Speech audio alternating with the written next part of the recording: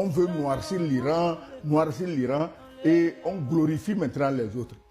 Aujourd'hui, l'Iran en a marre. Parce que l'Iran n'est pour rien dans les malheurs qui arrivent à Israël. C'est la Deuxième Guerre mondiale, c'est les nazis qui ont massacré les Juifs. La Shoah, c'est les nazis, les Arabes n'étaient pas dedans. Les Iraniens n'étaient pas dedans, ils n'étaient pas impliqués, ils n'ont tué personne. Mais aujourd'hui, c'est les Arabes et les Iraniens qui doivent payer les malheurs infligés aux Juifs par les Allemands et leurs comparses en Europe. Donc moi, je crois que si la guerre est là aujourd'hui, pourquoi le monde fait peur? Le monde fait peur parce qu'on ne sait plus finalement qui est allié de qui. Les gens oublient leur propre histoire et ils vont s'attacher à l'opportuniste du moment. Et ils croient que la vie continue comme ça.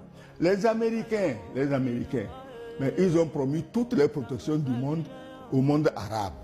Mais regarde ce qui se passe. Les Arabes se ravisent. Ils se disent, mais attendez, c'est quoi cette histoire-là?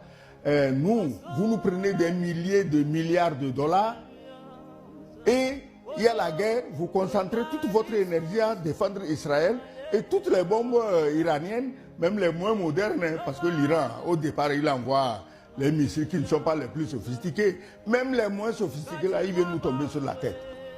Donc, je crois que cette guerre est voulue pour la cupidité, cette guerre est voulue pour des raisons religieuses, c'est-à-dire que l'islam, le sionisme politique, et je ne sais même pas en quoi l'Iran a attaqué qui.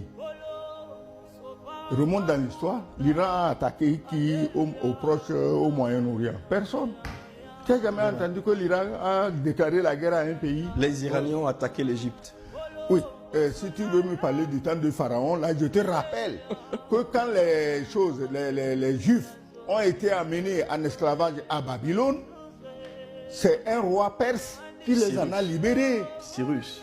Voilà. S'il faut remonter à l'histoire, mais on va remonter à l'histoire. Donc, ils ont attaqué l'Égypte à une époque qu'on ne peut plus calculer aujourd'hui. Oui, mais Israël aussi se les Achéménides. Des proxys soutenus par l'Iran qui attaqueraient à travers le Hezbollah, les Houthis, etc., etc. Mais bon, voilà. Non, pardon, s'il te plaît, je ne suis pas ici pour dire qui a tort ou qui a raison.